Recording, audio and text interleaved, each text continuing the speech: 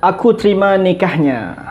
Assalamualaikum warahmatullahi taala wabarakatuh. Alhamdulillah, perkongsian saya pada malam ini berkaitan dengan aku terima nikahnya. Maksudnya sebagai seorang lelaki ataupun sebagai seorang yang masih bujang, insya-Allah pada suatu hari lagi dia akan melafazkan aku terima nikahnya. Sekian dengan mas kahwinnya sebanyak sekian. Jadi alhamdulillah tuan-tuan yang dimuliakan oleh Allah SWT, saya Muhammad Amirullah bin Muhammad Zuki merupakan peneliti nilai di bawah bimbingan Tuan Muhammad Zulkifli Syafi'i, iaitu founder kepada G100 Network. Jadi alhamdulillah tuan-tuan yang dimuliakan oleh Allah SWT, hari ini saya ingin berkongsi pengalaman sendiri yang mana saya telah jadikan dinar sebagai mas kahwin. Jadi alhamdulillah minggu lepas saya bawa akad nikah dan alhamdulillah saya akad dengan mas kahwin sebanyak 7 dinar. Jadi alhamdulillah tuan-tuan yang dimuliakan oleh Allah SWT, selain daripada duit, sebenarnya emas adalah sangat-sangat bagus untuk kita jadikan sebagai mas kahwin. Sangat-sangat bagus untuk jadikan mas kahwin. Dan ini adalah sunnah Nabi SAW dan sunnah para sahabat. Ramai sahabat-sahabat yang lain jadikan emas sebagai mas kahwin. Dan alhamdulillah perkahwinan saya baru ni bersama pasangan saya telah jadikan 7 dinar sebagai mas kahwin. Jadi alhamdulillah tuan-tuan yang dimuliakan oleh Allah Taala, bagi orang yang masih muda lagi, yang ada keinginan, ada target untuk berkahwin dalam masa 1 tahun, 2 tahun, 3 tahun daripada sekarang, saya cadangkan untuk tuan-tuan memulakan simpanan sekarang. Jadi antara sebab anak muda ataupun orang yang masih bujang untuk menyimpan emas ialah sebagai mas kahwin. Jadi mungkin anda sekarang baru habis SPM umur 18, 19 ataupun baru memulakan kerja umur 21, 22, 23 dan ada niat untuk berkahwin, saya sarankan, dan bukan saya sarankan, Tuan Muhammad Zulkifli Syafi'i juga sarankan sebagai emas sebagai mas kahwin. Tuan-tuan boleh rujuk muka surat 81. Muka surat 81, buku wang emas bertahan ketika gawat. Di sini Tuan Muhammad Zulkifli Syafi'i cerita berkaitan dengan emas sebagai hantaran. Jadi alhamdulillah berkat bacaan, berkat saya baca buku ni, alhamdulillah saya sendiri telah menjadikan emas sebagai hantaran. Jadi tuan-tuan yang dimuliakan oleh Allah Subhanahu Wa Taala, apa yang dikongsikan oleh Tuan Muhammad Zulkifli Syafi'i, dia bagi tahu apa? Kelebihan utama menjadikan dinar sebagai mas kahwin adalah simpanan emas itu bertahan lebih lama berbanding dengan duit. Kalau kita bagi mas kahwin ataupun hantaran di dalam bentuk duit, maka kemungkinan duit tersebut akan berkurang dengan sangat-sangat cepat.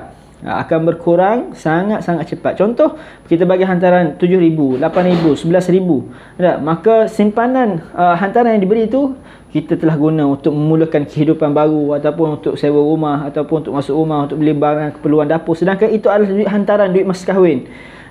Sebaiknya duit mas kahwin kita asingkan. Ada setengah orang, kebiasaan orang Kelantan ni, apabila dia terima duit hantaran, duit mas kahwin tu, dia tukar ke dalam bentuk emas. Dia beli rantai, beli gelang, beli cincin.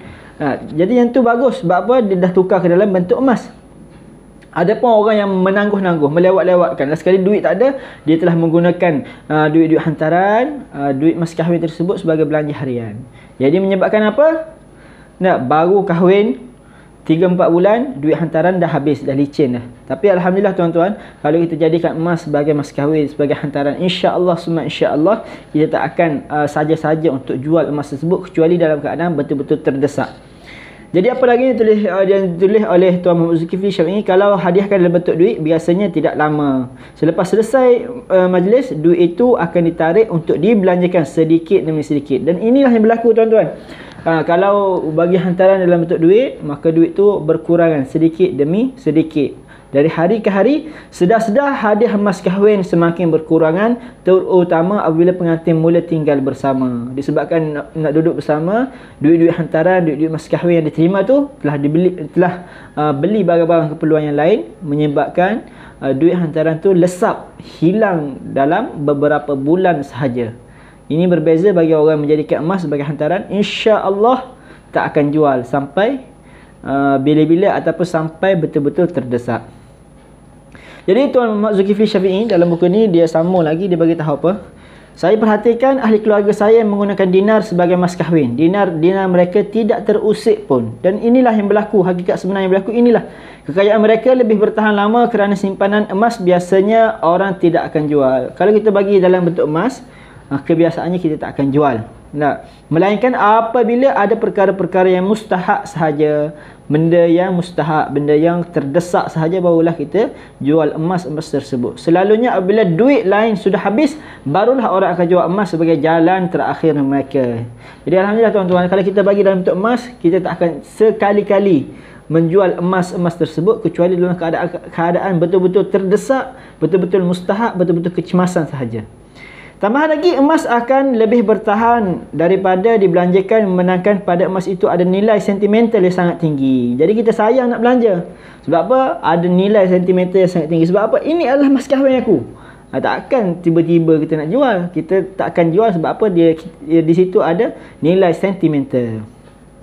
Sebagaimana cincin hadiah perkahwinan, orang tidak akan jual cincin itu melainkan untuk hal yang sangat terdesak. Orang yang dah cincin perkahwinan ataupun pertolongan, dia tak akan jual cincin tersebut. Sebab apa? Di situ ada nilai sentimental. Kecuali betul-betul terdesak, kita akan jual. Kebiasaan memang takkan orang jual cincin tersebut.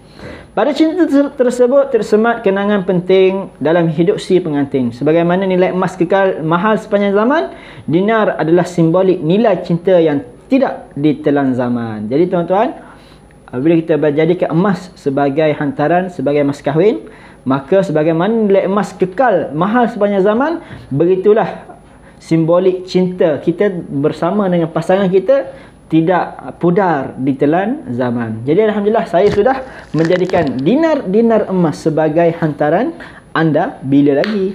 Sebab itulah tuan-tuan, mula menyimpan emas dari sekarang. Jangan bertangguh. Simpanlah emas, letak matlamat. Saya memang menyimpan emas sebagai hantaran. Antara tujuan matlamat saya menyimpan emas adalah sebagai hantaran perkahwinan. Jadi alhamdulillah saya dah capai benda ni. Dan saya telah jadikan dinar emas ni sebagai hantaran perkahwinan saya. Alhamdulillah, satu matlamat keuangan saya bersama emas dah tercapai. Jadi sebab itulah tuan-tuan yang masih lagi menangguh-nangguh, menunggu-nunggu, tunggu, jodoh dah datang. Ada orang dah berkenan dengan kita, ada orang dah nak kahwin dengan kita, kita pula tak ada duit, kita pula tak ada simpanan. Orang dah nak kat kita ni, tapi kita tidak ada apa-apa simpanan. Kita tak tahu nak bagi hantaran apa, tak tahu nak bagi mas kahwin apa, untuk kenduri apa.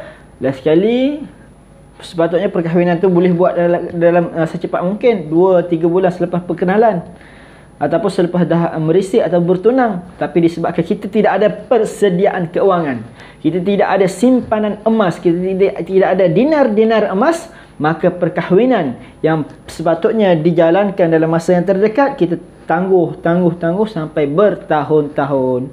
Jadi sangat-sangat rugi tuan-tuan. Mulakan simpanan sekarang, insya-Allah suatu hari lagi, yang bujang-bujang ni, satu hari lagi tuan-tuan pun akan berkahwin. Tuan-tuan pun akan berkahwin mula sekarang. Tak rugi tuan-tuan menyimpan emas. InsyaAllah suatu hari lagi emas-emas inilah akan membantu keuangan tuan-tuan dan membantu memudahkan tuan-tuan membuat ataupun dijadikan sebagai hantaran. Jadi alhamdulillah tuan-tuan, sangat-sangat bagus jadikan emas sebagai hantaran. Mulakan sekarang, saya sedia bantu tuan-tuan. Saya dulu pun memulakan dengan sedikit-sedikit. Mula dengan 100 dulu, mula dengan 1 gram dulu.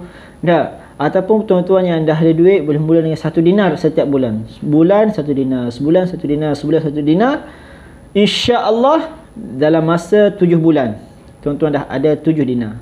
Jadi siapa-siapa yang ada perancangan untuk berkahwin hujung tahun ini, ataupun bulan 6, ataupun bulan 9, ataupun bulan 12 tahun ini, mulakan sekarang, simpan 1 dinar 1 bulan. 1 dinar 1 bulan, insya-Allah akhir tahun nanti ataupun bulan 9 ataupun akhir tahun nanti, tuan-tuan akan berkahwin menggunakan dinar emas. Jadi alhamdulillah, sebagaimana kekalnya cinta kita terhadap pasangan kita, begitulah ia sifat emas yang ini kekal bernilai sepanjang zaman.